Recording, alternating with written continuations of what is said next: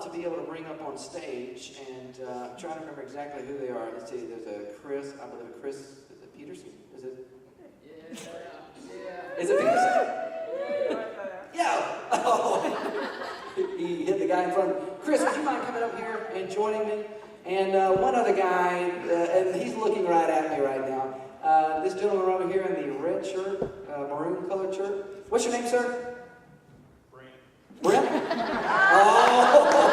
See, that's funny because I know Brent. So that was good. I like that. I like how you look back at Brent. And, yeah, Brent.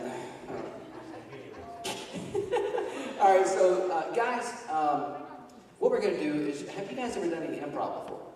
Yes. I have to every time you use up one of my jobs. So. Oh, okay, all right. So I like the way the guys are moving back further. That is great. Yeah. If you just want, if you want to sit for a moment, that's fine. That's fine. We'll do improv sitting. No, but you guys, I'm glad that you're up here. So what we're going to do is we're going to start off with a little game that I like to call "What Are You Doing?" It's very simple. So what I'm going to do is I'm going to have Chris, I'm going to have you start off with an action. Keep in mind that these actions are going to be very, very big, very physical. So if I can have you come down stage here, and what's your name again, Brent? Yeah, okay, all right. So Brent, please just come on down here. All right, so if I can just have you start off with just any random action. I usually say bowling, but if you want to just start off with something. It could be jump rope, it could be bowling, it could be flag and time. Yeah, just start off with some action. Yeah, there you go. Okay, there you go. All right, so what Chris is doing is he's doing an action here, and then his scene partner is going to watch him for a moment, and he's going to let him do his thing, and then he's going to say, "What are you doing?" Now, Chris, when he says, you keep rowing. When he says, "What are you doing?" Basically, you're going to be thinking the whole time you're rowing what you want Brent to do. Okay? So while you're rowing, you're thinking about the action that you want Brent to do. And then Brent, you're going to take that action. And then you're going to do it. Chris is going to watch you for a few moments. Basically, you're going to swap back and forth. You want to try it? Let's dive right in there. All right. You ready?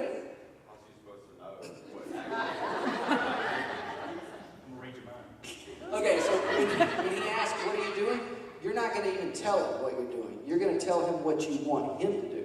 So you're rowing, and he's going to say, "What are you doing?" You're going to say, "Catching a fish," whatever. Okay?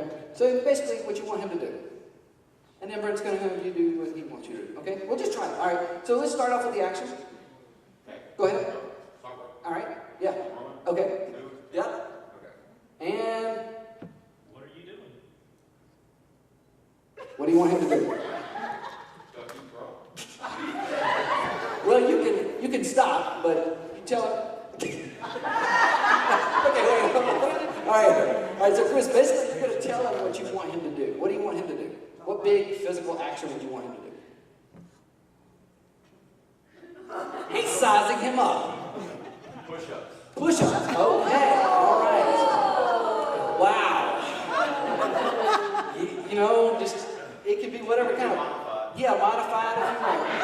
However, they're going to be modified. Okay, we've already been told. Okay, all right. So Brent, just whenever you're ready, and I have never had this happen before. This is the first. Okay, and then you just ask him. It's the first for him too.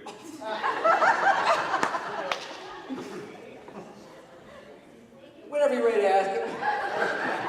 What are you doing? What are you doing? I'm being a snake, Chris.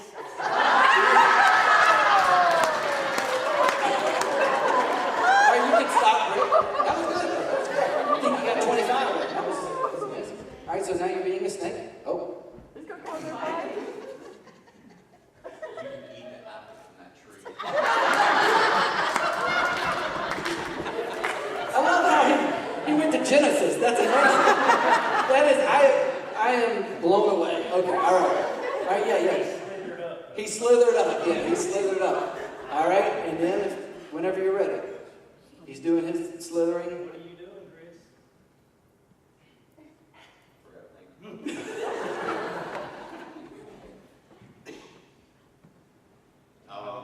His wasn't physical. Yeah. And I'm thinking.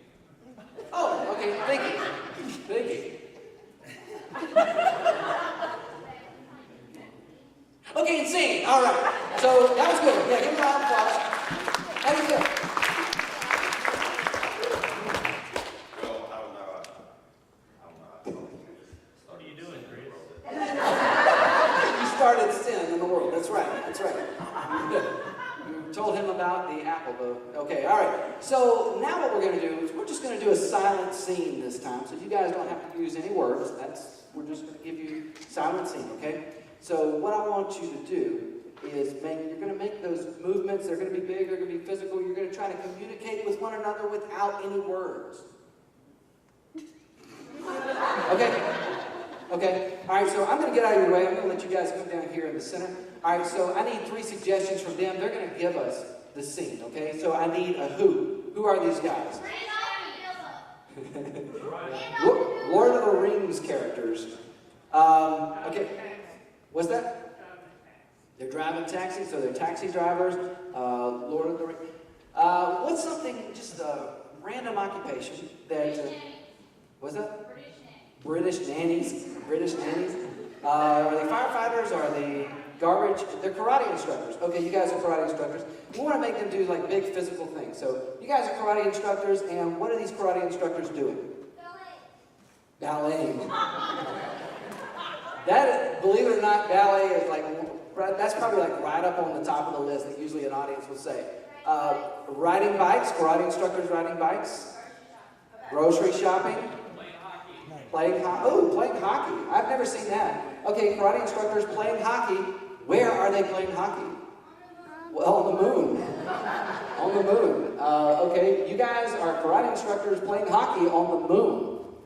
I have no idea why you're on the moon. I don't know why you guys are playing hockey. We don't know, but we'd love to see what kind of situation just happened right before this moment. And then you guys just communicate with each other, interact with each other any way you can without any words. So we need to act out being karate instructors, playing hockey. On the moon. On the moon, yes.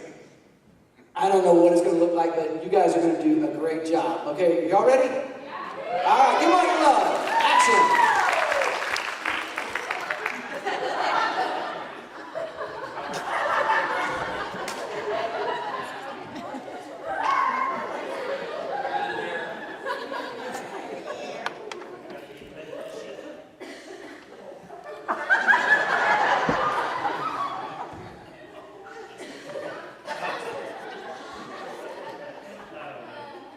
Okay, scene. All right. So, I really don't want to see Chris get dragged around too much. What happened to your hand there? Is it?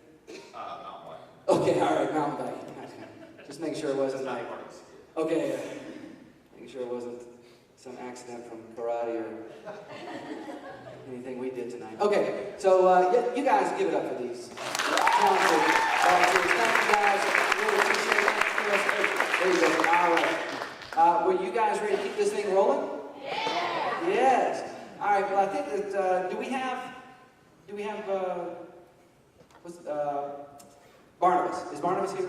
I'm sorry. I'm looking at this lady in the crowd here because she's very closely connected to Barnabas.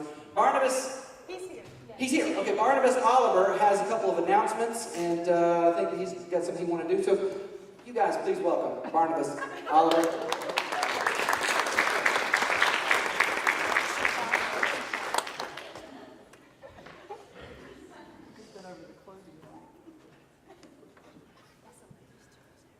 Give it up for Sam, ladies and gentlemen. Sam Beeman.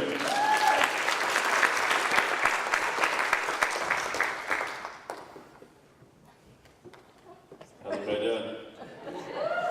Talked to your pastor a little bit earlier tonight. He wanted me to do some announcements before we got started.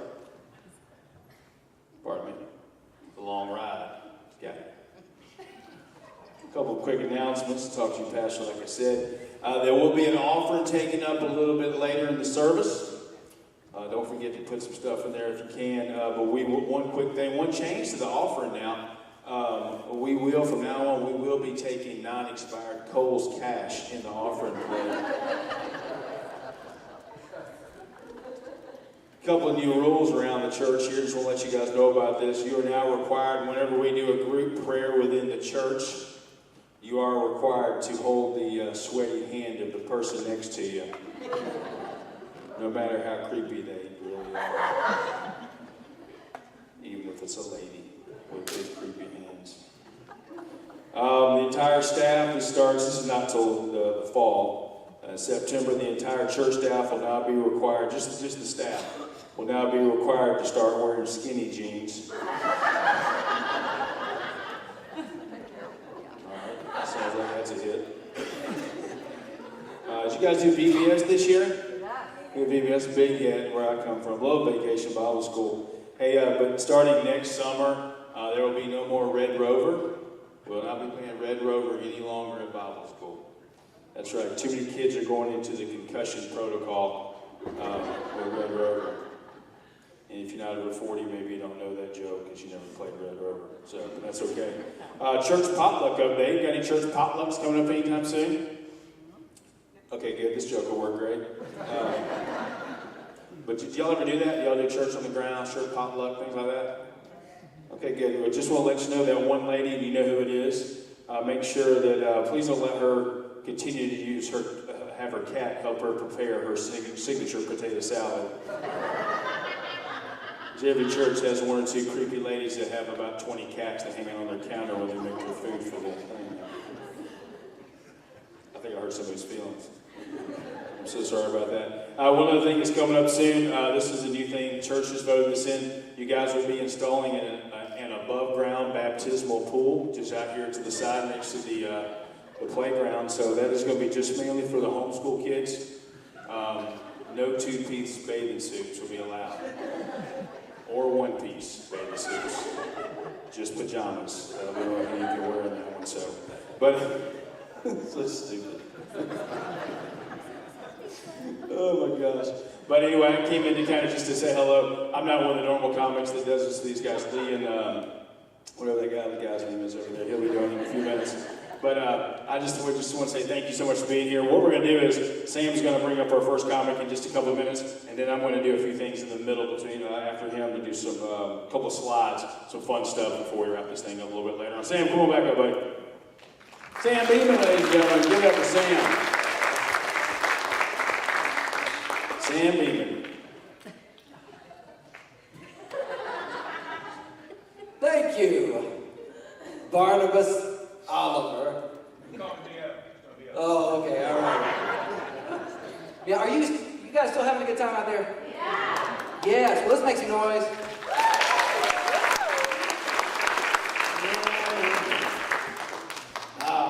Yeah, so I was telling you guys earlier, like, what if singers sang everywhere? What if, there may be Michael McDonald fans out there? Yeah.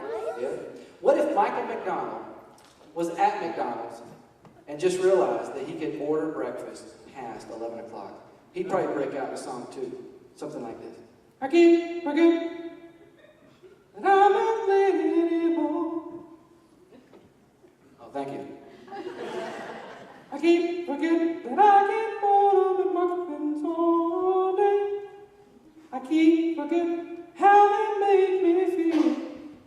I keep forgetting every time I'm here. You can't understand anything I said. That's what I'm saying, people. Have you ever tried to sing a Michael McDonald song? Oh boy. Has anybody ever asked you to sing a song? It could be, sir, it could be your favorite song in the world. Have they ever asked you to sing it and No, and don't tonight. okay, all right. He said no and don't tonight. All right, Brent, protect me, please. Whichever Brent is over there. Oh, man. So if you're just tuning in, I'm here at Smith Station Baptist Church in Smith Station, Alabama. We want to thank CTV Beam for coming out to record this show.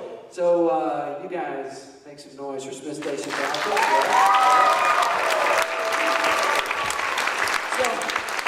So whether you're watching by television or if you're watching on the internet, if you don't have a church home, check out Smith Station Baptist. They would love to have you.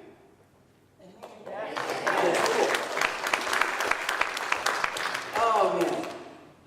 So, anyways, back to Michael McDonald. Now, I I used to want to be a Christian singer at one time. I did. I really wanted to be a Christian singer, songwriter. And so I started working on some music, and I put some things together, and I finally got together a CD, okay? And I started going to different churches singing, and then I let this one person hear my music.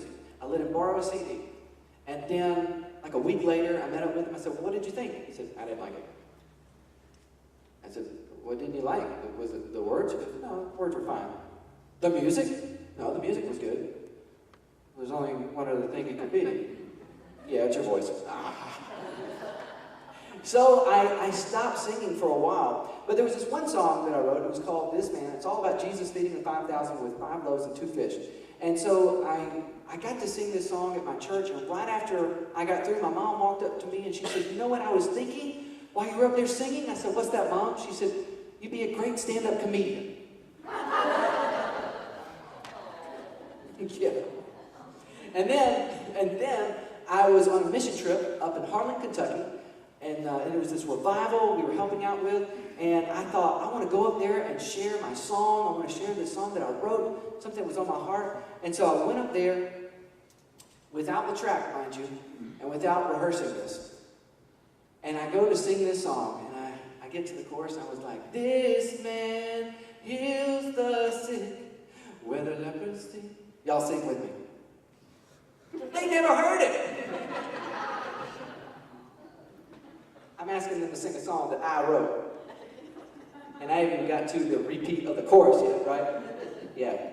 Well, anyways, we're going to keep this thing rolling with our next comedian. All the way from, wait, hold on, I'm moving this thing out of the way for you. All the way from Auburn, Alabama, the one, the only, Jody Fuller.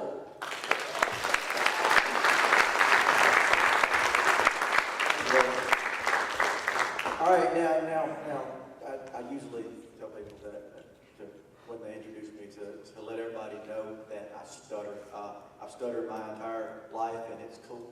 I've actually come from a long line of disabilities because I stutter. My father was blind, and my mother and brother are Alabama fans.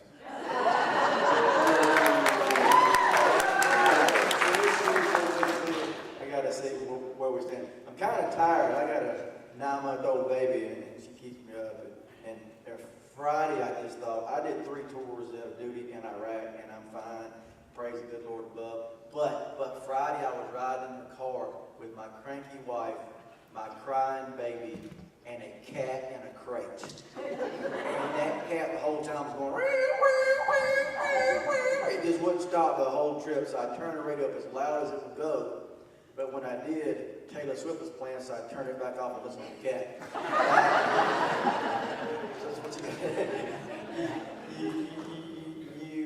You have to do that sometimes. But my father really was blind, and he was a great man.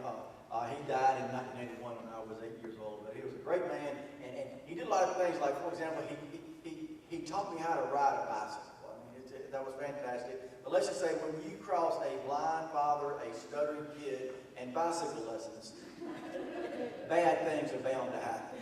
Because he had his hand on the seat back here, and he had his other hand on the handlebar here, and he pushes me just as fast as he can. But before I could get out the word stop, I was face first in the sticker. But good thing about that is I learned to ride that bike real fast. You gotta find the silver lining in everything. You know, the Lord gives us a gift, and we've got to find out what it is and just run with it. That stuttering is like so many great things. Growing up in Opelika, I'm actually from Opelika. Big difference, Opelika. I was just thinking about your favorite team. War Eagle. That's right about that. But I grew up in Opelika, and every year at Christmas at the Midway Plaza out there in front of the J.C. Penney out there, Santa Claus would set up a trailer. And I grew up poor, so I thought everybody lived in trailers. Why not Santa Claus? And Mama dropped me and my brother off, and this is in the 70s. It had the shag carpet and the panel walls, the wood paneling walls, and I remember, I guess we caught him off guard because when I opened up the door, he had his beard down smoking a Lucky Strike.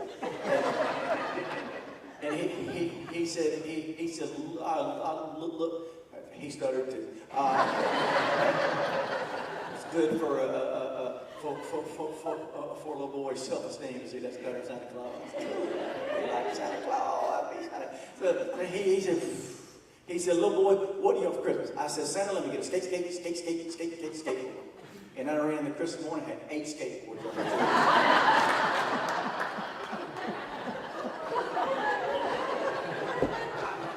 Best Christmas of all time, right there. You gotta find the silver lining in everything, and that's what I've always tried to do. It wasn't always real. I was actually the starting quarterback for the Opelika Junior High School football team in 1985, and I was a big football guy. I love football, and I had met Bo Jackson, who stuttered too, a little bit before that. And I'm like, it's cool. I could be a football. I could be like Bo. I'm like, I can't be like Bo, but I'd be a football player. And again, I started that season, and I remember one game we were actually playing South Girard here, and I dropped back to pass, and there was only 5 minutes left in the game.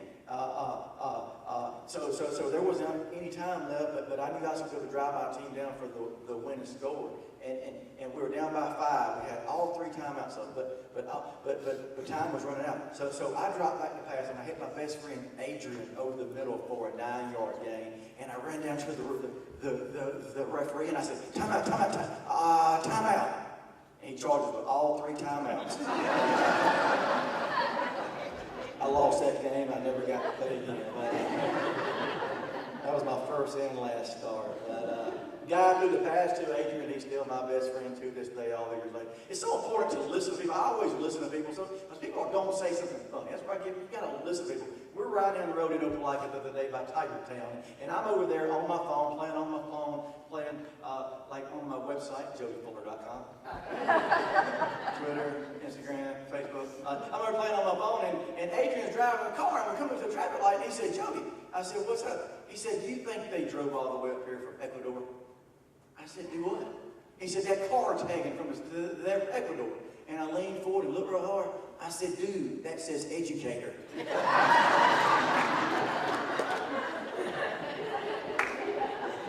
Listen when people say, now my wife, she can't see where, she's so good. We like to say turtle. We see a turtle, we're down the road, we're going to slam the brakes on, we're going to jump out, we're going to get it, we're going to carry it to the other side of the road in the direction in which it was headed, right? That's what they say. So we were riding down the road. I usually drive, because she can't see, but for some reason she was driving, and we're driving Opelika out, and all of a sudden she slams on her brakes, and she turns like she's trying to escape a bad guy, and she goes up, she said, turtle. She said, it's just a baby. Look, it's a baby turtle. I said, baby, that's a pine cone. She still got out and moved it to the other side of the road. And we're at my mama's house not too long ago. It's true, I'm not making this up, right? We're at my mama's house, and my mama has like 6 hummingbird feeders, right? And they just like, she had like 30 hummingbirds flying around at one time. All of a sudden, my wife said, oh my goodness, look at that. I've never seen that before. I said, what? She said, look at all the baby hummingbirds. I said, baby, those are bumblebees. But she's so funny. I just got married 4 years ago. I've learned so much. And the thing is about being happy in marriage, you got to be nice to her all the time, and you got to, say yes, ma'am, how much, how high, all this kind of stuff. And we're up in Washington, D.C. not too long ago. Well, and I was giving the keynote at a conference up there, the National Stuttering Association, incredible organization. It's not a pity party, because I would be a part of it. And the National Stuttering Association is wonderful, but if you go to the conference and you're there with like 750 other people who stutter, don't go out to eat with them, right? Because it's going to take a while for them to order when we get around the table, right? Or you've got to pack a lunch, right? But the cool thing about that is that you may not know about stuttering is that 4 out of 5 people who stutter are guys. So that means if you're a dude going to the National Stuttering Convention, you better bring your A game. It's like, hey, how you doing? My name is Rick Flair. Woo! You got to play it off. But I didn't have to bring my A games. I had my wife, so I always had my A games. So, but I, never say no. And I'm a 25-year Army guy, all this little stuff, go with the Army stuff, whatever. But my wife We're walking down the road, and she said, Jody, I said, what? She said, I need you to carry my purse. I said, no, I said, I'm not. I said, I'm not. I said, I will absolutely, I will not under any conditions, any circumstances whatsoever, will I carry your purse for very long. I went about 2 blocks and I handed it back to her. And I held it out so people would know that it wasn't mine. That's the key thing there. But I really never knew what I was going to do in life. When I was 16, I started working at Kroger drugstore in Opelika. And that Kroger drugstore it was the drugstore, and there's a wall, and then the big Kroger was next door. Now the big Kroger's a Piggly Wiggly, and the small Kroger is a Dollar General. Which is, if you've ever seen that movie Field of Dreams, have y'all seen Field of Dreams? They said if you build it, they will come. Well, you know in Alabama and Georgia, if you build it and leave it empty for 2 days, a Dollar General will come. Because I'm convinced when all is said and done in this world, there's going to be 3 things left: cockroaches, Dollar Generals, and Alexander Shannara signs.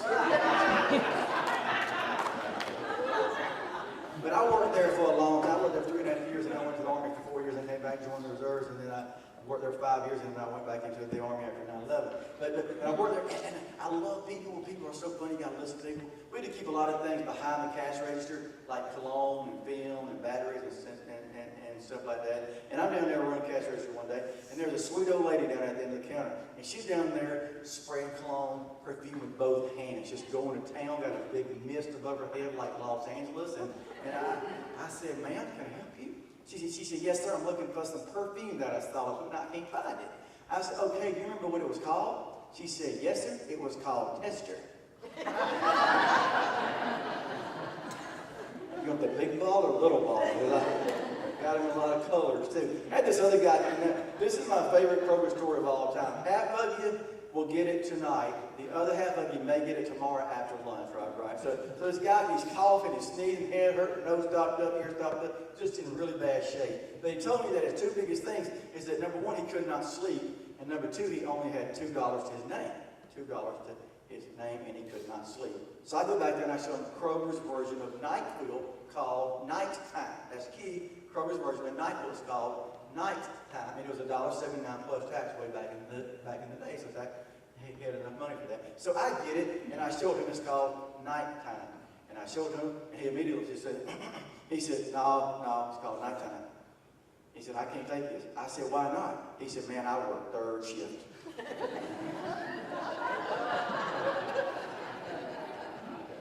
The other half of it would get it tomorrow. That's my favorite story of Kroger of all time right there.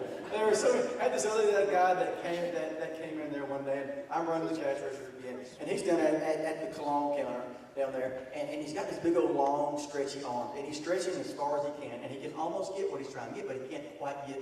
He's about that partial. And I said, sir, can I help you?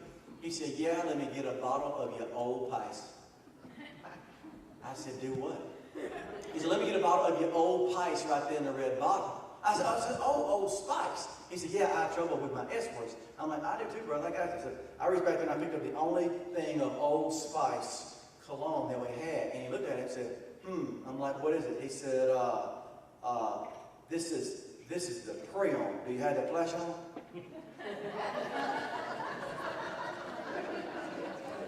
I said, do what? He said, this is a Pre-On. You had the flash on, because I like to flash it on my kin. I'm like, and they don't mind? Do you go to family reunions? Like, bam, bam, bam, bam, bam. I know where you are this weekend. I said, no, sir, no, sir, no, sir. All I have is the Pre-On.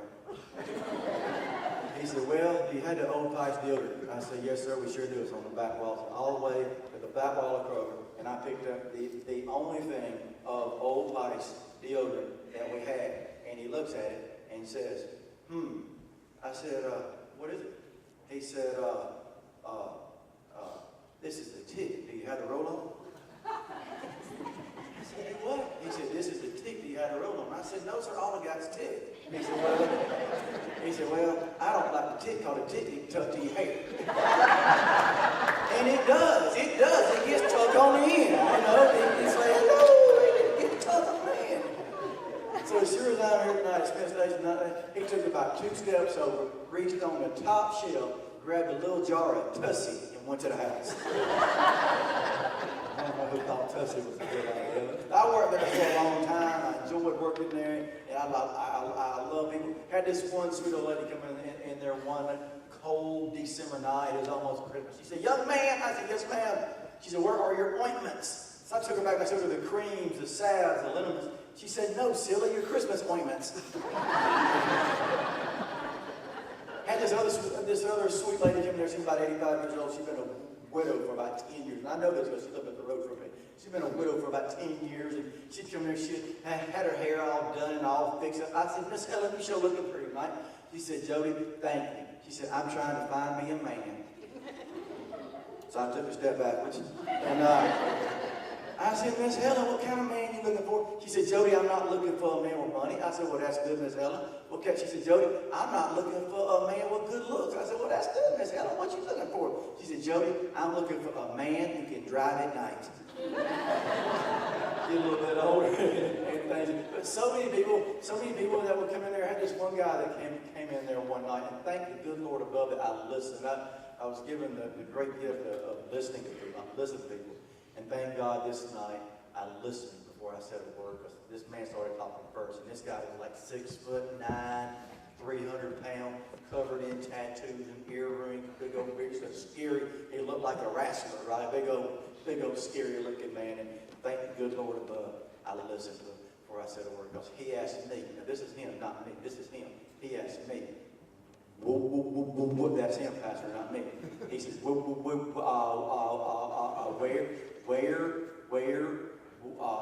where are your paper towels? So I said,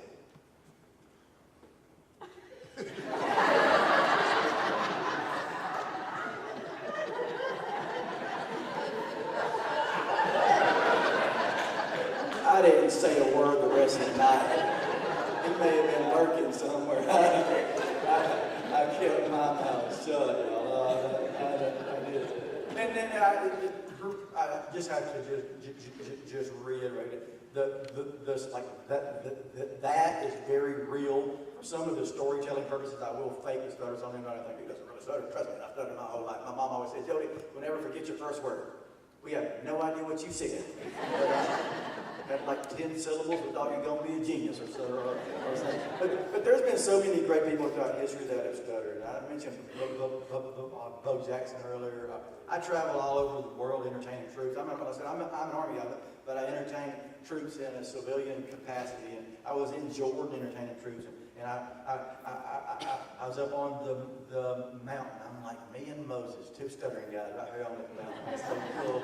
But Moses stuttered, Albert Einstein stuttered, Winston Churchill stuttered, and the most iconic voice of the last 40 years, hands down, James Earl Jones, the voice of Darth Vader, stuttered that his entire childhood. Now, could you imagine had he not been able to overcome his stutter? It probably would have been a different movie all the way around. It would have been like, "Luke, I am your..."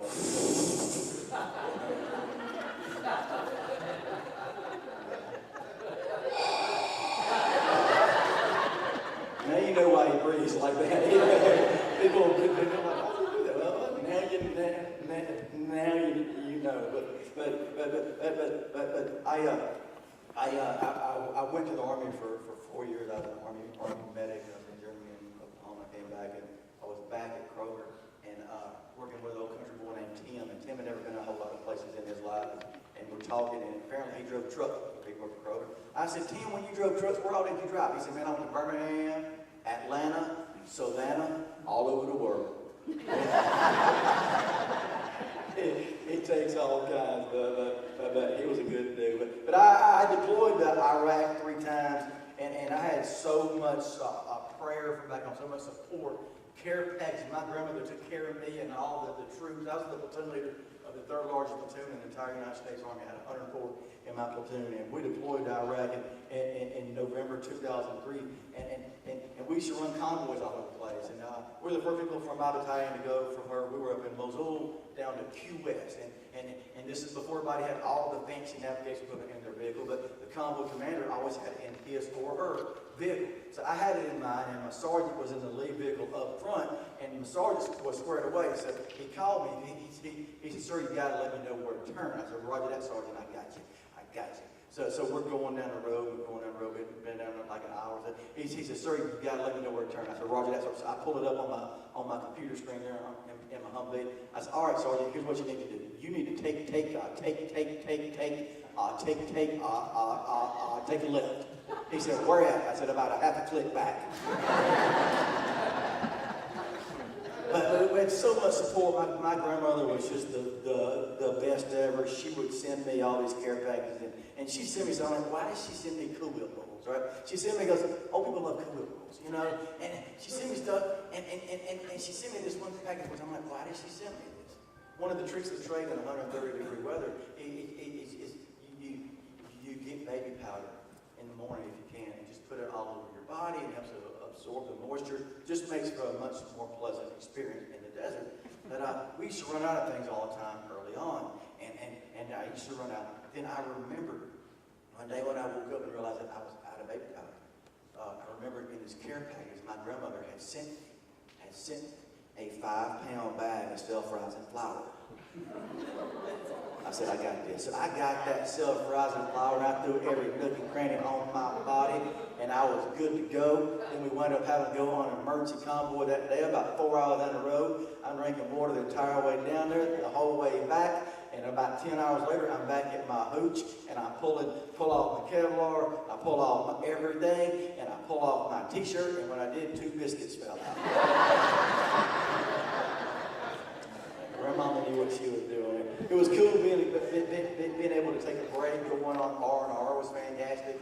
I went all 3 times. I went back to Germany for R&R, and it was great. And one time I was down in Bavaria, and there's an American family there, and the wife was taking a picture of her husband and 2 kids. It was a beautiful backdrop. I'm like, you need to be in the picture with your family so you can share this memory forever.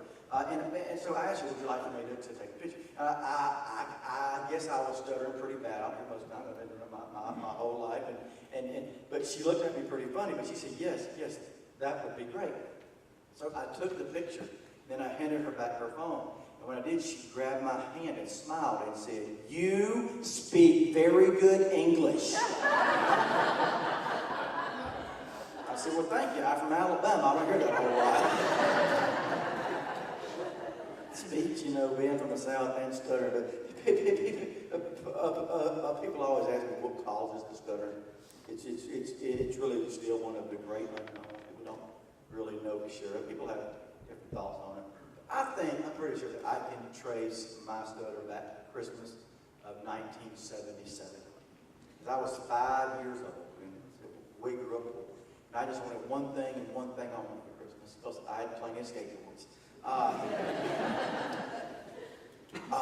1977, that's the year that Star Wars was in theaters. So all I wanted was a Chewbacca doll. Just, those that you pull the string, and Sam, how does Chewbacca go? You pull the string, and then you pull it again. Right. So that was cool. And that's all I wanted was a Chewbacca doll. But we could not afford a Chewbacca. We were too poor, could not afford a Chewbacca doll.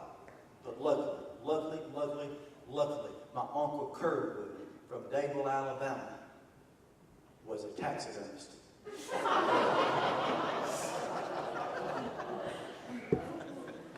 And I woke up Christmas morning, 1977, 5 years old, with a 13-inch Warfare laying on my chest. And I ain't been able to talk straight since. Anyway, thank y'all so much. Thank y'all so much.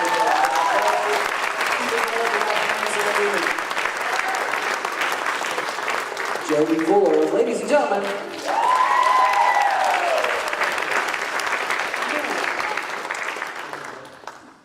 So are you guys still having a good time?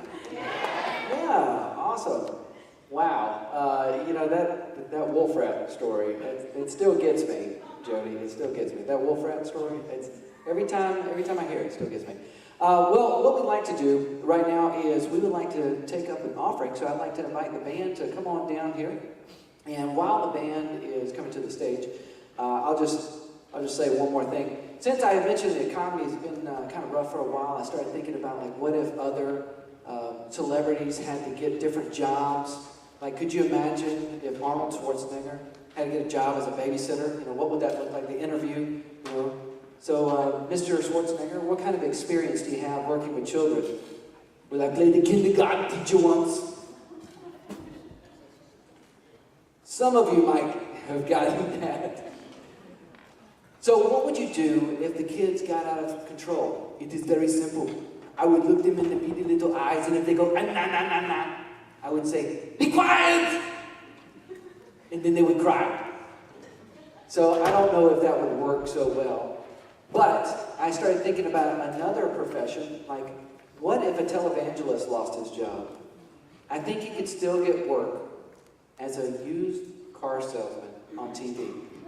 Like, can you see that? Like, you're flipping through the channels at night, and all of a sudden you see this guy, and he says, "Oh, friend, I'm sensing somebody out there who needs the King of Kings Ford F-150.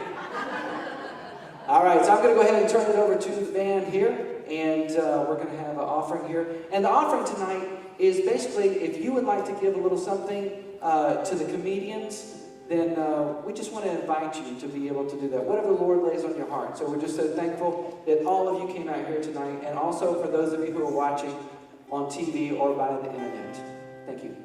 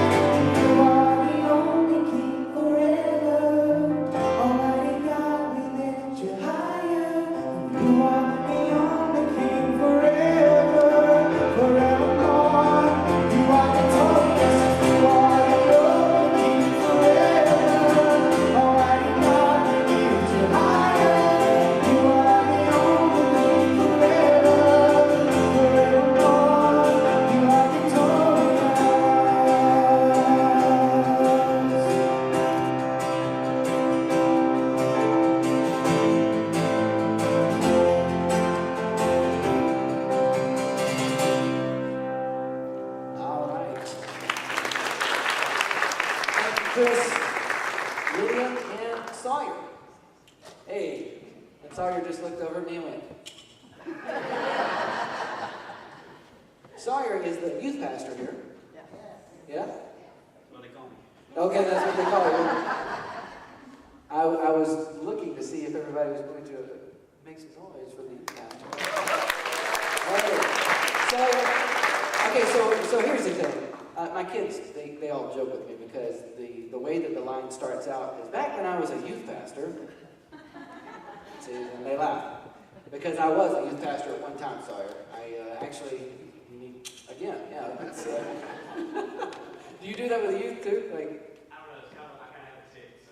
okay, all right. I didn't know if it was like during the lesson, it's like, all right, today, guys, we're going to be talking about the Ten Commandments.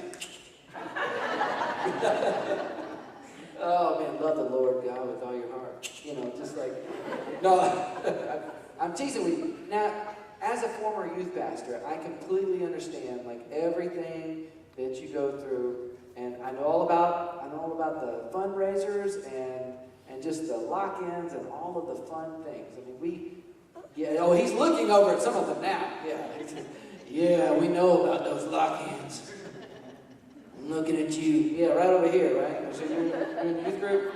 Yeah, And you guys have one of those crazy lock-ins?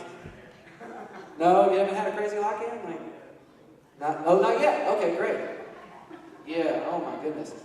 I remember when I was doing youth ministry close to 20 years ago. I remember we did 2 hours on Wednesday night, 2 hours. The first hour were relay games. The second hour was Bible study. But by the time we got to Bible study, I was out of breath. I was like, okay guys, y'all just open your Bibles. Just pray. God, just pray for me. You know, it was a lot of fun. So I noticed that I think we have the projector. It's dead. Okay, it's dead. All right. So what we're going to do is I'm going to bring up our next comedian tonight.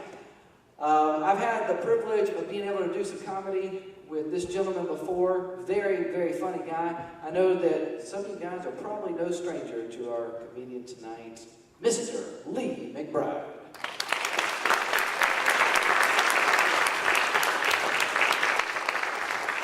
Thank you, brother. So good to be back at Smith Station Baptist Church. Why don't everybody stand with me 1 second? Just stand. Why don't you find 3 people, hug their neck, and tell them this: Jesus loves you and there ain't a thing you can do about it. Why don't you find 2 or 3 people and hug their neck?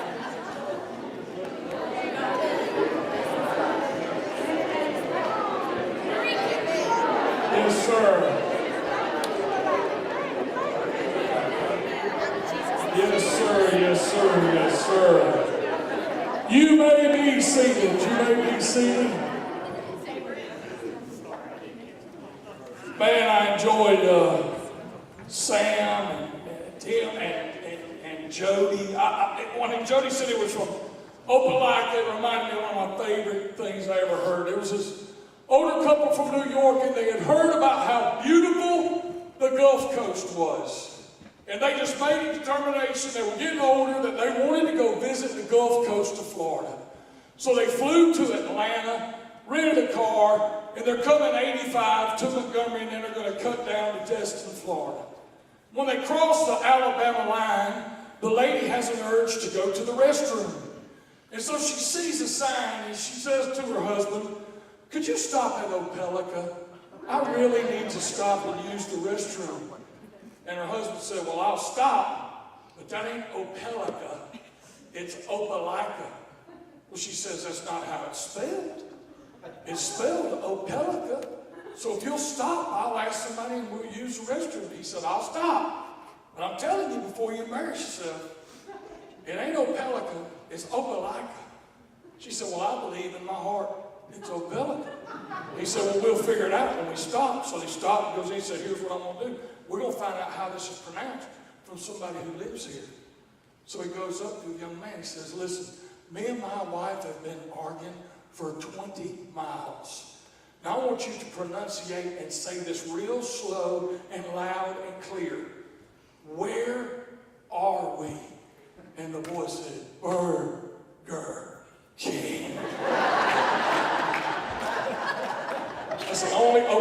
joke I got. I'm so excited to be here. Tomorrow I start something that I do every year. Tomorrow I'll start, in the next 30 days, I'm going to get to speak to 100 football teams in 30 days. 5,000 football players, one team at a time in the next month. So I brought some stuff with me tonight. I asked Sam if it was okay if I mention this. Pastor David's already told me it was good. I got some stuff out there. I got some ball caps and some CDs. They all got about an hour of storytelling and comedy. But I also turned my hunting poem, When the Woods Wake Up, into a children's book. And it's doing fantastic. I rewrote it, got it illustrated. Matter of fact, in my category at Amazon right now, I'm #1. Can you say hallelujah? Hallelujah. Yeah, we're doing good. Well, I'm not selling them tonight. I'm just trying to raise some money to get to those talks. So if you want a CD or a ball cap or a book, I usually get about $10 for a CD and a hat, 15 for a book. But if you just need one, take it. If not, there's a gas can out there that says donations. All the money from the table for May, June, and July helped me get to those football talks. So I just wanted to mention they're out there. Help yourself, and it'll be a blessing to me. Thank you so much. I thought I've been here a bunch at Smith Station Baptist Church, so I thought I'd just share some life lessons. I'm 52 years old and just did 5 weeks of youth camp. 5 weeks of youth camp's tough on a youth. It's murder on a 52-year-old fat boy. Do you hear me? I've spoke 5 out of the last 6 weeks at youth camps. And then last Monday, I celebrated my 30th wedding anniversary. Can you say amen? Can you imagine how big the star in my wife's crown is going to be? 30 years with me. So I thought I would just share some life advice, some things I've learned over my life. Now, I'm not a marriage guru. I've never been invited to, have a weekend marriage conference, but I've learned something. And this is for every man here tonight, and it is free. I preach all over the country, and I get aggravated at wild game suppers and outdoor events and praying with men who you pray with an altar and their marriage is in trouble. And it doesn't take long talking to them to figure this out, because they spend every available second and every dollar they can hide and every minute they can on the lake or in the woods. And every one of them, I'm telling you, every one of them will say the same thing when you pray with them. They'll say, Big Lee, man, my marriage is in trouble. I'm praying with them. And this is what they'll say. Well, she knew I loved to hunt before we got married. And I say to them, you were dating her before you got married. So I say to every man in the room tonight, never quit dating your wife. You need to grab her hand every now and then and just go do what she wants to do. And let me tell you something, guys, get ready, because they got dumb ideas of stuff to do.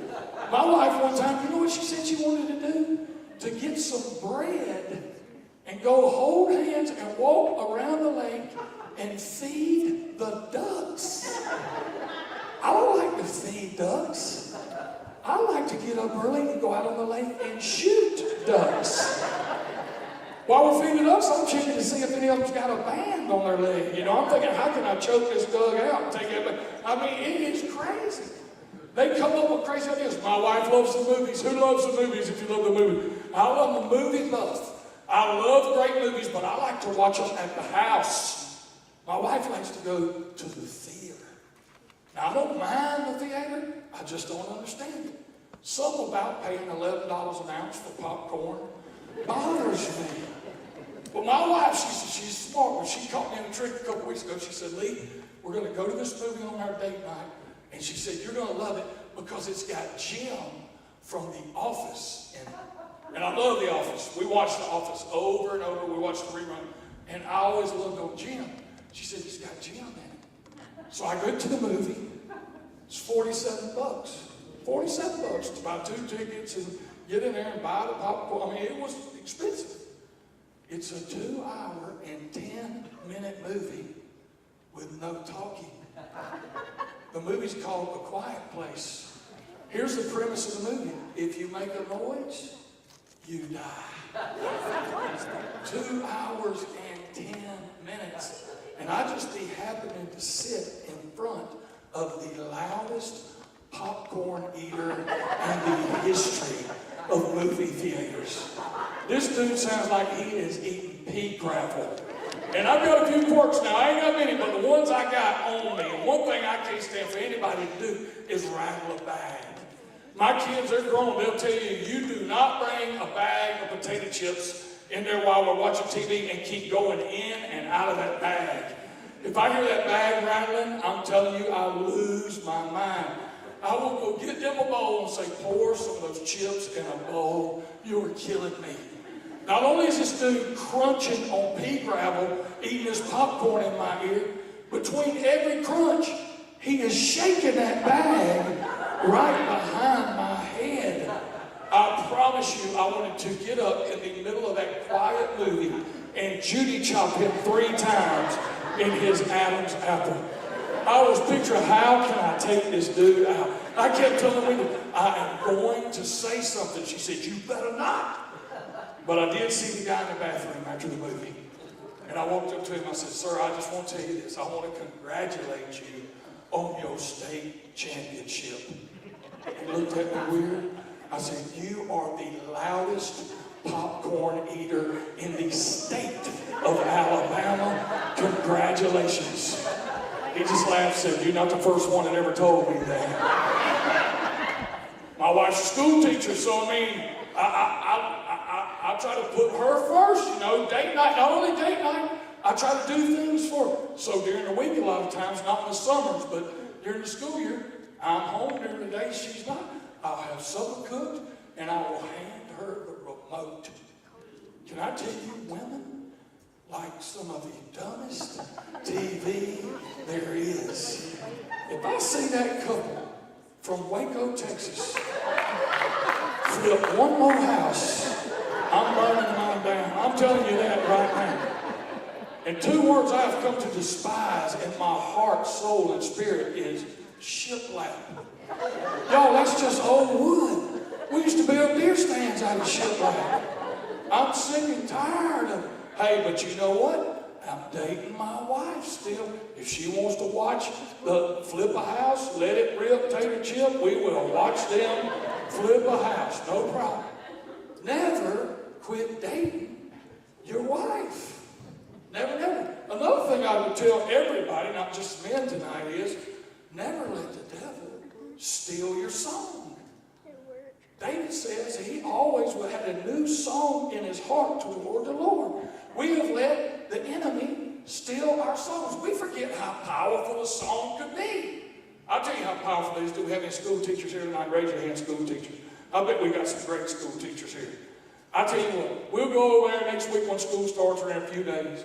And if there's 350 kindergartners, I'll take 345 of them, and I'll give each teacher in here one kindergarten, and I will teach those students that I have, 345 to 1, I will teach them their ABCs before you can, as an educator, if there's one rule.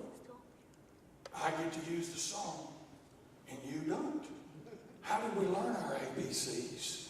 We learned to sing it. How long would it have taken if they'd have held a flashcard up there and go, all right, here we go.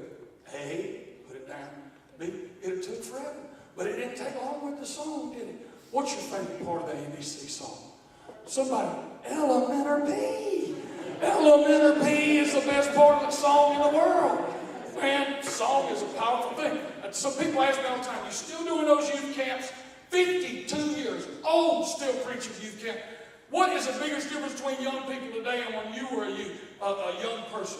I'll tell them 2 things. First of all, we won't spend much time here, but first of all, everybody who are 40, and if I'm telling the truth, I'd like an amen, is our parents used to hit us in public. Am I telling the truth? Yeah, I'd like an amen from everybody in here who's been whooped by somebody else's mama. Raise your hand. Yeah. What about if you lived in a county, community, or neighborhood where anybody's mama could whip you at any given time? Second biggest difference is this generation does not have love songs. We've let the enemy steal their songs. I'm telling you, I'm 52. I graduated high school in 1984. We had love songs. And if you're older than me, it's even more true. I'm telling you, if a girl broke up with you in 1982, you would dodge the radio altogether for 1 month. Because there was a love song ready to tear your heart out, stomp a mud hole in it, and walk it dry. They call them genres now. I don't know what a genre is. We had buttons, and it didn't matter what button you hit. There was a love song ready to hurt you if you had just been dumped. You'd hit a button, you might hear something like this. Ain't no sunshine when she's gone.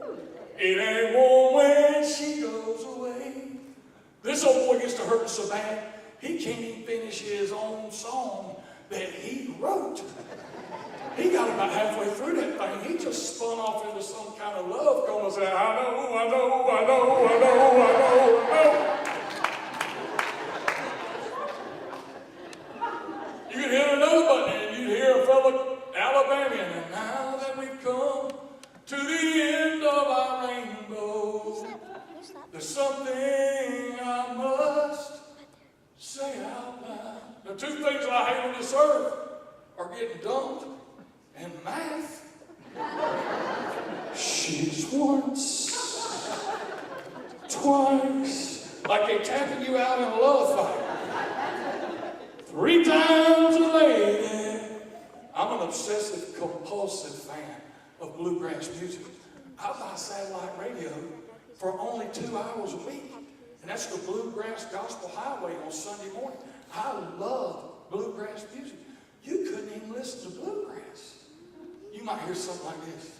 Well, she walks through the corn leading down by the river, and her hair sounds like gold in the hot morning sun. And she took all the love that a fat boy would give her, left him to die like a fox on the run. Now they got love songs, but they don't make sense. I call them 7-11 songs. They got 7 words, they just sing them through 11 times. I got in my car a few years ago when my kids were still at home, cranked it up. There was this girl, she had a beautiful voice, but she kept saying, well, if you like it, you should have put a ring on it. I don't even know what that means. If that's something dirty, y'all, I am so sorry. That might mean something bad, but she kept saying, put a ring on it, put a ring on it, it got stuck in my head. I pulled through Burger King, I said, take a number 5, will you put some onion rings on it? I mean, it was stuck in my brain. She said, you want to Diet Coke? I said, no. Chocolate shake. I just don't get it. I was driving through the night to a gig not too long ago. It's freezing cold. I'm trying to stay awake. I have to drive literally all night to get where I'm going. I got that radio wide open on scan, got the windows there. I was coming through Bristol, Virginia, just as hard as I could go. I hear it catch a little tune. I thought, that'll wake me up. I stopped it right there. And it was a, I'm happy. I'm like, dude, we get it. You're happy. I couldn't tell if he was trying to convince me or him. I said, let me listen close to this song, see why this boy's so happy. He said something like, I'm happy like a room without a roof. That's pretty close to being homeless, ain't it? I mean, I reckon you'd be happy till it rained. You never change the words to that little ditty, would you? My head is nappy. Well, see, these young people, here's what aggravates me. We'll start talking to them about 80s music, about our music, 70s, 60s, ever how young. And this is what aggravates me. They'll get on that phone, and they'll have that song in 13 seconds. They have no idea what we used to go through to put together a conglomeration of songs from different artists. I can see it right now, that boombox in my bedroom. And I'm a preacher's kid. I done peeled the stickers off one of my daddy's preaching tapes. I got pause and record mashed at the same time. And I'm telling you, brother, if you heard your song being introduced, you would run and jump furniture to get in there and hit that pause button. Or either you had to stay up all Sunday afternoon and listen to Casey Kasem count them down. And the only problem was, you might have to listen to Lay Down Sally and 99 Red Balloons for another good one's coming on. I don't think no kid in America ought to get to have an iTunes till they've made 3 mixtapes. Can I get an amen in this church tonight? Never quit dating your wife. Don't let the enemy steal your song. Keep a song in your heart. Don't get stuck in one genre. Don't get stuck in one time frame. Just find a song that lines up with the scripture and is glorifying to the Lord, and keep a new song. Sometimes to have a new song, we have to go back to a really, really old song. It'll change your life. So many times I go into nursing homes and I get a chance to tell a story or speak or preach, and it's amazing. I'm not sure, as hard as I try, how much my story or the sermon or the devotion hits home. But if you can just get in front of those folks and start singing, on a hill far away, every person in that room, whether they understand your sermon, whether they've ever met you or not, will begin to sing Old Rugged Cross. Because a song is a powerful, powerful, powerful tool. So don't quit dating your wife. Don't let the enemy ever steal your song. And the third thing I want to share with you tonight is run through the line. Run through the line. I get so tired of preaching all over this place, and people think the goal of Christianity is to get to heaven. The goal of Christianity is not to get to heaven. Heaven is the reward. It's the destination for Christians. The goal of Christianity is to fall deeply in love with Jesus Christ and to develop your relationship with Him every day. That's the goal of Christianity. It's about our relationship with Jesus. We got to run through the line. Let me tell you what I mean. Anybody in here coached T-ball? Raise your hand if you've ever coached T-ball or attended a T-ball game. Raise your hand. Isn't that the greatest thing on this earth? You ever watch that little old kid, wow, knock that ball about 8 inches off that tee? And they'll get a grand slam every time. But it's funny, the hardest thing, I coached my son all the way through, the hardest thing to teach a young kid in T-ball, because you want him to learn the right way, is to never stop at first base. At first base, you're either going to take a left and go to second, or you're going to take a right. You don't stop at the bag because you'll slow down. It's funny watching the little T-ball kids, they're running to first base, and they're looking to make sure you're watching. And then they stop about 10 foot short of the bag, and they want to know what's the snack after the game. You realize T-ball ain't got nothing to do with athletics. It is all about the snack after the game. Then they stop and jump with 2 feet and land on first base. See, I learned how to run through the line from a football coach. Tommy Brown. He was our defense coordinator when I moved from Columbus, Georgia to Lincoln, Georgia. Went from a brand new high school. That was the second year Shaw High School was in existence. All the way across to Lincoln, to a little single-A team and ended up playing for the winningest coach in Georgia history. But the first thing I ever did, we moved in the fall. So the first thing I ever did as a Lincoln County football player, they put a helmet, a little shimmer, a little cut-off shirt, some shorts and cleats, and they wanted to time us in the 40. I'll never forget it. They wanted to time us in the 40. So we get out there first day of spring practice, and we're on a line, and there's another line, and there's 2 cones down there. When he hits that whistle, you dig it out, and they're timing it down at the other end of the field. Never forget it. He blows that whistle. Man, I am running as hard as I can. I'm digging. In my mind, I got a picture of what it looks like, man. They're going to be impressed, because y'all don't know this, but I have deceptive speed. I'm slower than I look, but I mean, in my mind, I was tearing it up. And when I got to that line, there were 2 tall orange cones we were supposed to run between. And when I went to run through those cones, Tommy Brown, our defensive coach, man, whoo, he grabbed the top of that cone, and when I went by him, he hit me in the back of my helmet with the bottom of that cone, and I just face planted. And I thought, what in the world did I do wrong? I'll never forget this. I got up and he said, "You ran to the line." I thought, yeah, that's what I was supposed to. I said, "Yes, sir."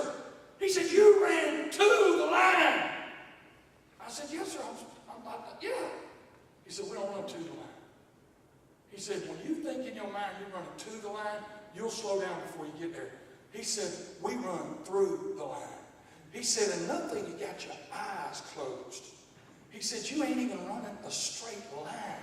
You zigzagging and you look terrible. He said, here's what I want you to do.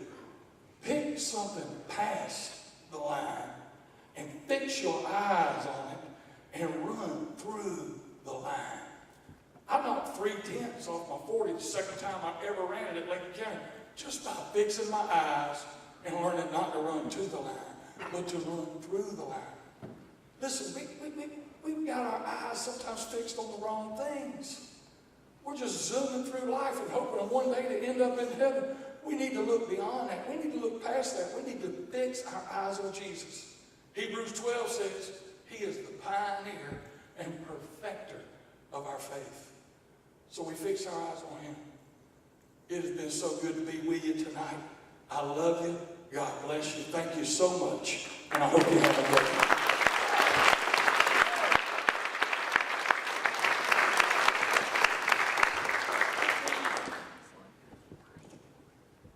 What do you guys think?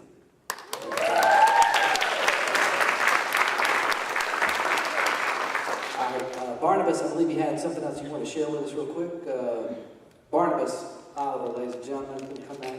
I don't know if I mentioned this earlier, but Barnabas, all the way from Newnan, Georgia. I didn't even mention where you came from. So, okay, good.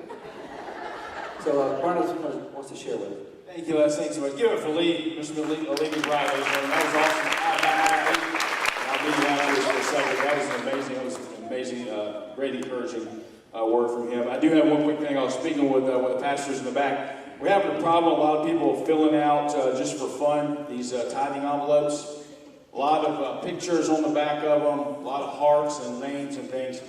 This is a waste, ladies and gentlemen. I just want to let you know we're wasting a lot of money on the tithing envelopes. If you're allowing your kids to do this, you need to stop it now. All right, hey, where's the youth pastor at again? Youth pastor? Stand up for just 1 second. I just want to say, okay, at least he's not wearing pleats, ladies and gentlemen. That's what I was afraid of. I mean, most youth pastors are wearing pleats in their pants, but you do not have on skinny jeans, though. We got to set that up. When's that start? I think it starts in August. Somebody give this man a pair of skinny jeans so when he's leading the youth, we don't have to worry about that. All right. What I do is I have a couple slides real quick. The slide thing kind of fell down for a second, so we're going to try to do this real quick. I want to do a couple of slides. These are some updates on some church things just all around the country. I'm going to share with you real quick. This was a VBS a couple of weeks back. This is in Oklahoma, and there's a lot of problems with this church because for some reason one of the on the puppet team, one of the puppets looked like a doll named Chucky. I don't know if y'all know that. They terrorize a lot of kids, a lot of nightmares and stuff, ladies and gentlemen. So we're trying not to do that. It was a Southern Baptist thing, though, ladies and gentlemen. That's where it came from. It was a Lifeway doll. It was a Lifeway doll. They put that out there. All right, next one, please. All right, this right here. This is also a VBS picture right here. This is what a lot of VBSs are starting to do now with the smart alecky kids. They're going to start putting them in the stockades, and they're going to put on a 4-hour loop of Christmas Shoes song. Yeah, I don't think I can handle that either, ladies and gentlemen. I can take about a week in the stockade, but I don't know about 2 terms in that Christmas Shoes song. I'll be done. So, what a sweet song it is, though. Next slide. Oh yeah, we all know this guy. This is really sad news. Sesame Street has changed some things recently. You guys probably know this, but actually they just decided they're going to change the color from Ernie. They're going to change him to a less threatening orange to a more lighter color like a purple or something like that. So they don't want to make sure they don't show any kind of support for Trump in any kind of way. That's what they're saying. All of a sudden, Ernie has become threatening thanks to Donald Trump. Next slide, please. Here's a good one. Some of you guys probably knew this anyway. This is an old, this is about a 2,000-year-old Polaroid that was just found. And it does indeed show that the Apostle Paul did wear socks with sandals. And some nice ones, too. Didn't get much of a laugh on that one as I expected. That's the key, though. Next slide. Here's a good one. Now, your pastor can relate to this and some of your other staff. The guy on the right, he's a pastor of this church out in Texas. I think it's Dallas. And the guy on the left, he's a little perplexed. And it's because the pastor on the right just came out of the bathroom and he didn't dry his hands real well. So I think he thinks the pastor had pee on his hands still. So I had a pastor actually tell me that one time. No joke. His wife got onto him because he never dried his hands off properly coming out of the bathroom. All right, next slide. All right, here's one right here. All you David Crowder fans, if you're a David Crowder fan, you lead the, where's the worship leader? See, where's the worship leader? Who's that? You are the worship leader, I'm sorry. This is actually for the worship leaders that work at Chick-fil-A, cannot have facial hair Monday through Saturday. But you can wear this David Crowder wig and beard when you lead worship on Sundays. So in case you, any David Crowder fans here? I kind of figured that about two. Okay, next one. Oh, this is the issue. We're almost done here. Now, this one actually very kind of more of a somber situation. This guy's on death row, and his actual execution was pushed back 2 or 3 days, and it was really for a good reason. It was because his last meal request was of a McDonald's milkshake, and it's going to take 2 or 3 days to get the milkshake machine fixed. So, and they're going to light him up, ladies and gentlemen. That's what I'm saying. Lee, I didn't do very good after you got up here, buddy. I'm so sorry. All right, next slide. Here's a good. Any homeschoolers here, ladies and gentlemen? Any homeschoolers? Homeschoolers. My kids are homeschooled. That's great. Only homeschoolers here. But as you can tell, this is a pretty rough-looking group here, as you can tell by looking at this picture. These kids are actually wanted for selling non-prescription asthma inhalers in the local library. And not intended for single-use sale juice cups. So, juice boxes. So, those little small ones. So these guys are going to jail pretty soon. That one on the right, he's a little, he knows he's in trouble. So he's wearing this is like all homeschool kids. They're in pajamas at 3 o'clock in the afternoon. So, or you're at Walmart, one of the two. So, all right, next slide. Okay, well, this is Zaxby's. I'm a Zaxby's fan. We all love Zaxby's. But this happened in Atlanta recently. A Christian music DJ up in Atlanta on J93. He actually got fired recently because he actually said that he liked he preferred Zaxby's over Chick-fil-A most of the time. So he got fired for that. Okay, Chick-fil-A is the Jesus chicken, guys. That's what the joke's about. Okay, next slide. Oh, this one, music pastors into this one too. This is from last year in California.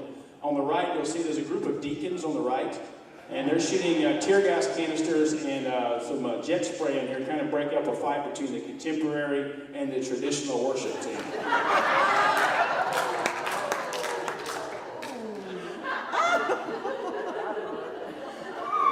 Y'all have two different, do you have a traditional and contemporary? Which one is it? Blend. Or it's a blend. Okay. I've been to some churches there really is animosity between the traditional and contemporary, really. I think churches that have signs out front, we only do contemporary, or we only do traditional. But wouldn't it be great if some deacons got to take them out like that one time? All right, next slide. All right, here we go. Last 2 slides here. This is only in Atlanta. I don't think this applies to Columbus, Phoenix City. All the churches in the Atlanta area have switched from grape juice in the communion services to Chick-fil-A sweet tea. So they'll be using that. I know I offended somebody when I said that one. All right, next one. And, this is a really, really sweet story. This is a forearm of a young couple that just got married. He's got the buck on his forearm, and of course she's got the beautiful doe and her beautiful tattoos for their right before they got married. They got married recently in the parking lot of an AutoZone during their 30-minute break. So, all right, next slide.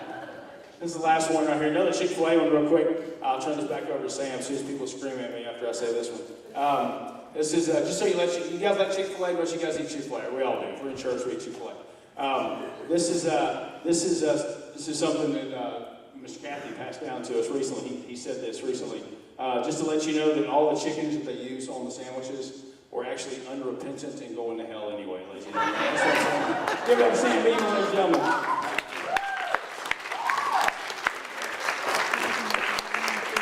Oh man, okay. So Barnabas Oliver, also known as Mr. Tim Bannister. Like I told you guys, I think I alluded to it earlier, but 3 years ago I got married, and then the very next month I was diagnosed with children. We don't like children. No, but seriously. So I got married in March of 2015, and the very next month I was going through a lot of health issues, and I was in a lot of pain. And my wife said, you need to go to the doctor and get some blood work done.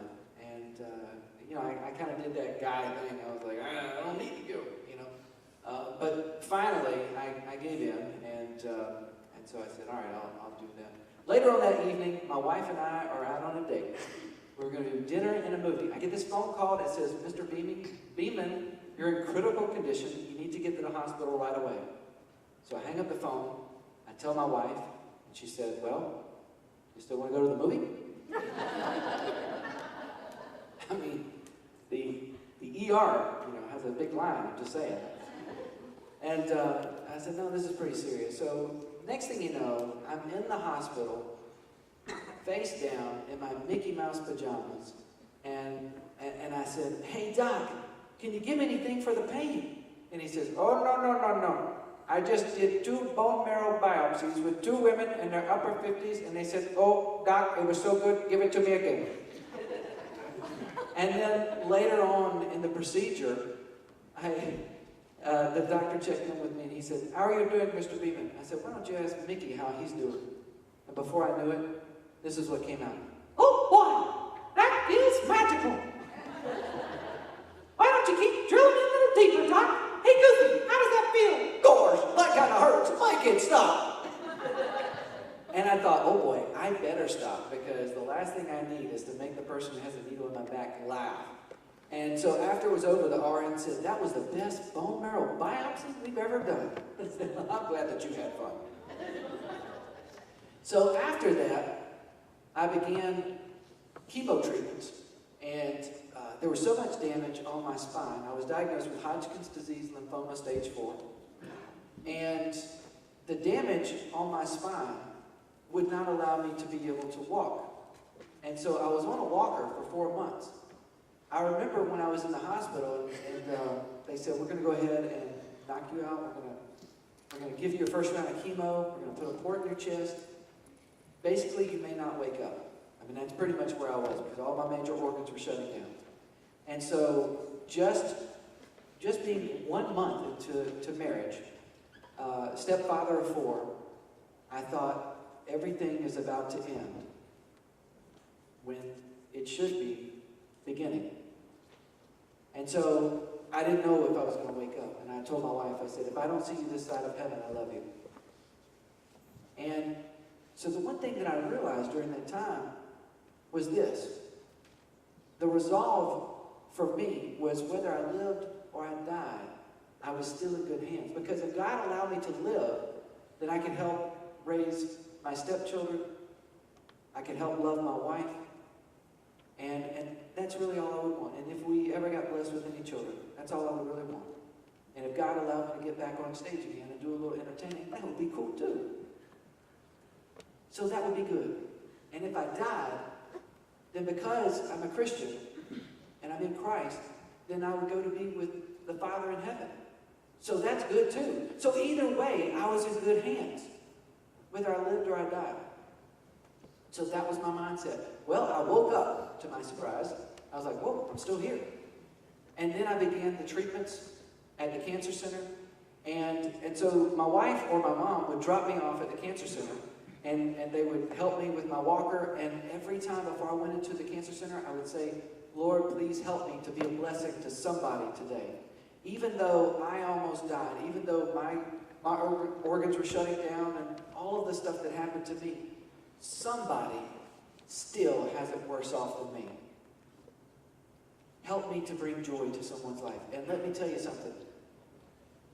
It doesn't matter, if it's cancer or if it's something else. Pain is pain, whether it's emotional or physical. Amen? Just by show of hands, who here is a cancer survivor? Do we have any cancer survivors in here? Yes.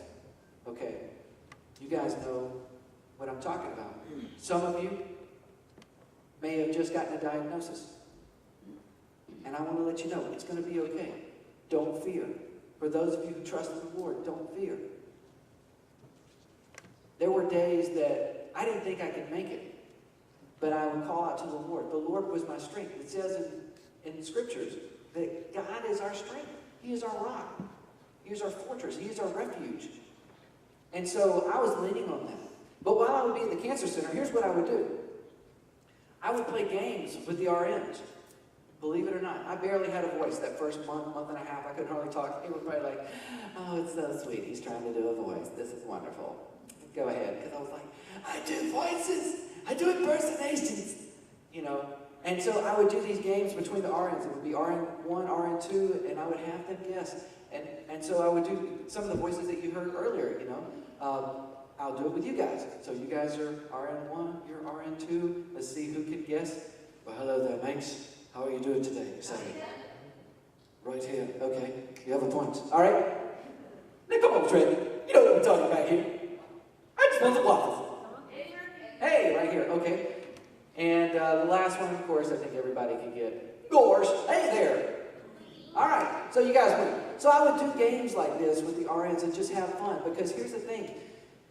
When I was going through that storm, when I was in so much pain, I really didn't feel like that I could do the things that I used to do. Because I was an actor of the stage at the Springer Opera House for many years, doing main stage productions all throughout the year. So I knew acting, I knew comedy, I knew DJing, I knew voiceover, but I didn't know this life. And I thought, well, this is my stage. So I had to change my whole position in life, my whole mindset. So the Cancer Center was now my stage. Not only was the Cancer Center my stage to share comedy, but I would also sing. After about 60 shots, you start to get creative. And I am not even kidding. Normally, I would ask someone to hold my hand. Believe it or not, guys, I would ask someone to hold my hand because I was a grown man, but I needed to hold somebody's hand because those shots hurt. But after a while, I thought, you know what? Why don't I do something else that might be a blessing to someone? So I would pull out my phone and I would ask the RN, what kind of song would you like to hear? What genre of music would you like? And I was always afraid they were going to say Michael Jackson. I was like, oh boy, it's going to be loud. You know, the last thing they need to hear on the infusion floor is, woo! They don't need to hear that. But I remember one day, they said country. So I was like, okay, how about a Garth Brooks song? So this is what came out. And if you know this song, you can sing along with me. You know a dream is like a river, ever changing as it flows. And the dreamer's just a vessel that must follow where he goes, trying to learn from what's behind you, and never knowing what's in store. That makes each day a constant battle, just to stay between the shores.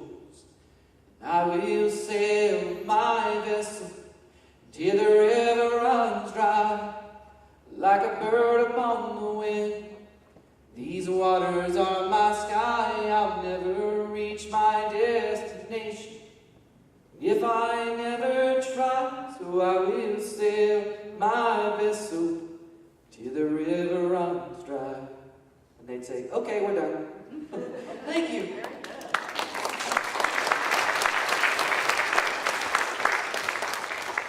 And then one other time, they said, we'd like to hear something uplifting, like, can you do like a contemporary Christian? I said, okay, yeah, sure. So I sang this song, and some of you guys might remember, it's an oldie. It's by Clay Cross.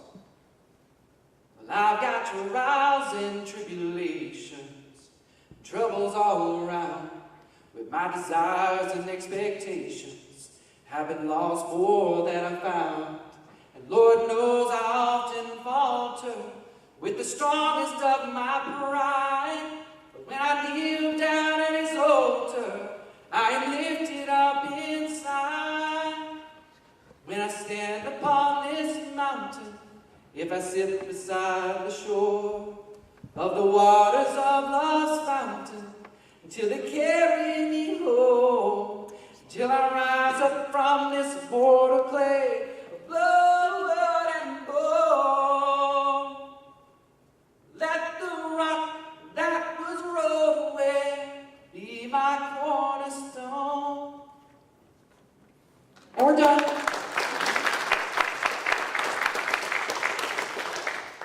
And I sang that song, not knowing what was going on behind me. The nurses came over to me and said that that was the first time they had ever heard the whole infusion floor go completely quiet. All you could hear were the beeping of the machines. That was it. And so many people had gotten a blessing that day. And I had no idea because they were basically to my back. I didn't know what was going on. I just thought I was doing that for the RN. So basically, I would use the things that God had instilled in me to be able to hopefully bless someone else.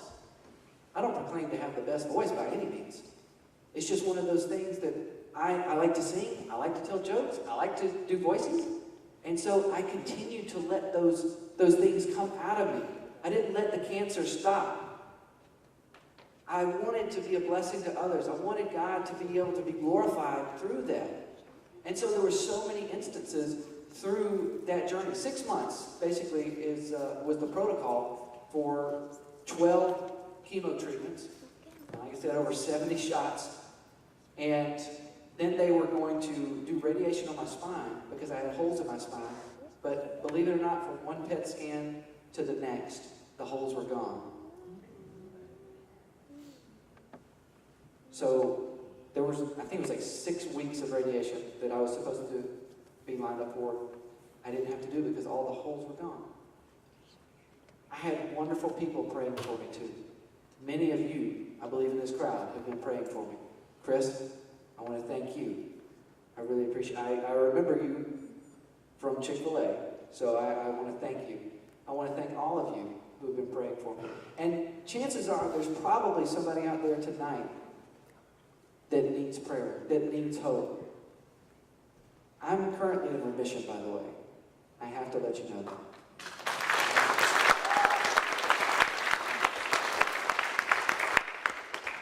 I don't always remember to tell people that. So it becomes very awkward after a show and someone comes up to me and they go, "Oh my goodness, I couldn't think of anything else you said for the whole rest of the show." And usually I would go up before other comedians, so then they couldn't hear what the other guys were saying because they're thinking, "Oh my goodness, I have no idea what happened to this fellow." So yes, I did go into remission actually right before my last, it was right before the last 2 or 3 chemo treatments, I think.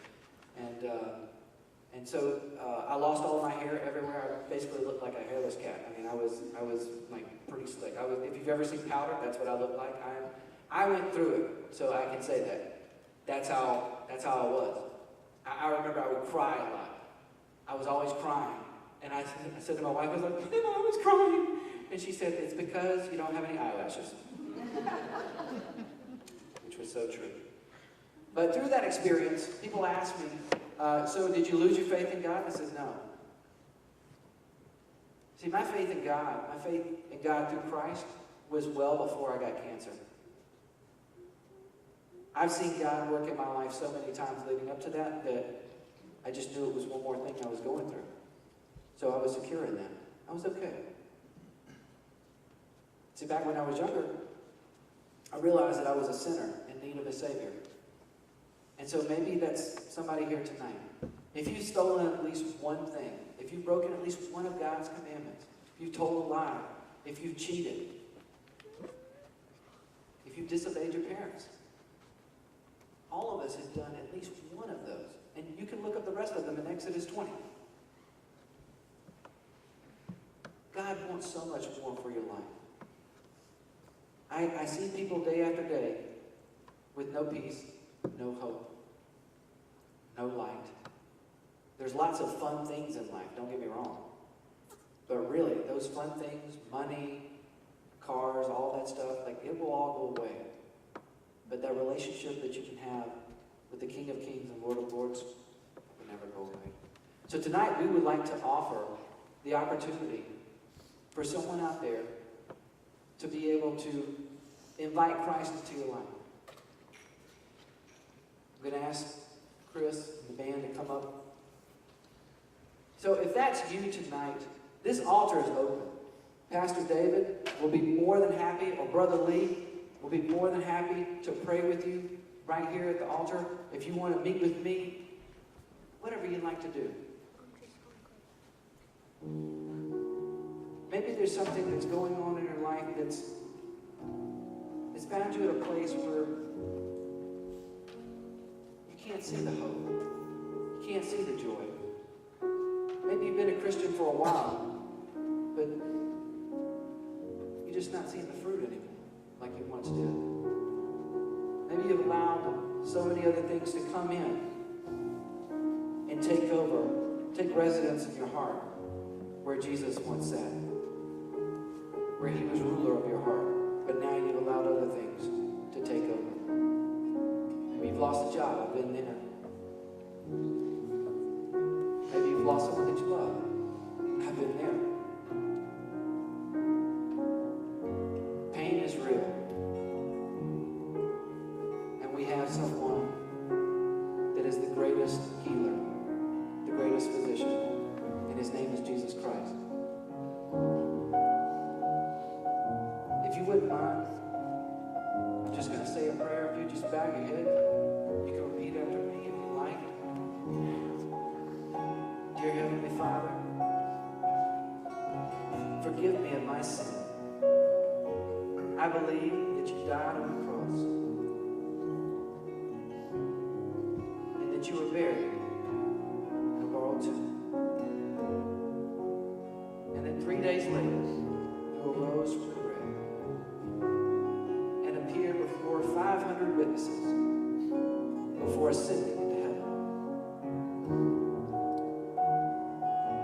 Forgive me of my sin. I want you to live in my heart and to be ruler of my heart.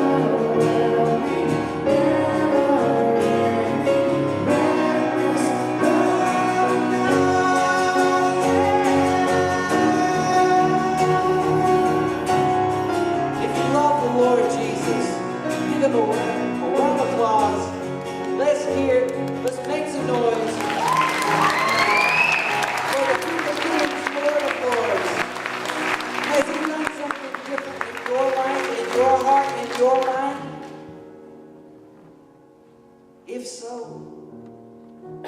tell him you love him. We're going to give you one moment here just to have a little bit of quiet time with the Lord, and I'm going to turn it over to Pastor David.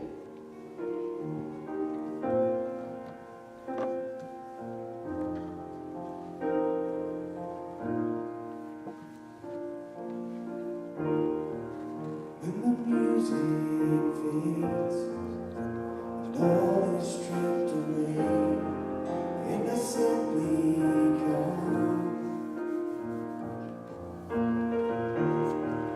longing just to breathe something that's worth that will bless your heart.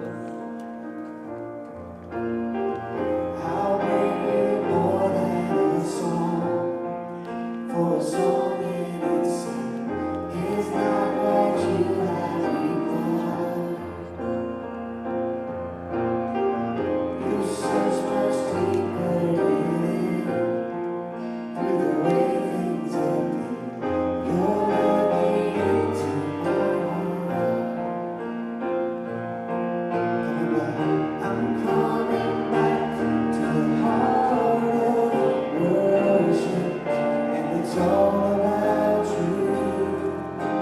It's all about you, Jesus. I'm sorry, Lord, for thinking I made it. And it's all about you. And it's all about you. Coming back to the heart of worship. I'm coming back to the heart of worship, and it's all about you. It's all about you, Jesus. I'm sorry, Lord, for thinking I made it, and it's all about you. It's all about you, Jesus.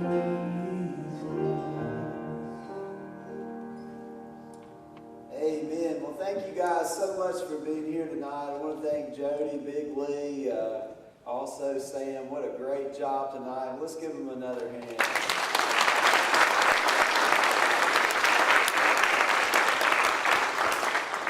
And I hope that you've been blessed tonight as well and had a lot of fun. Let me pray for us and we'll be dismissed. Dear Lord, thank you so much tonight for each person that's here. Lord, I know that there are many other places they could be, but Lord, I am so thankful that they came here tonight to Smith Station Baptist, Lord.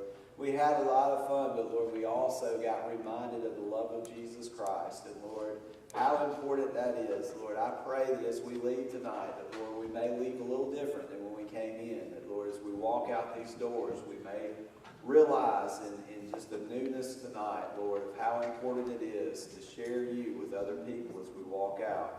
Lord, go with us this week, Lord, and bring us back safely here on Wednesday. Lord, we ask this prayer in Jesus' holy and precious name.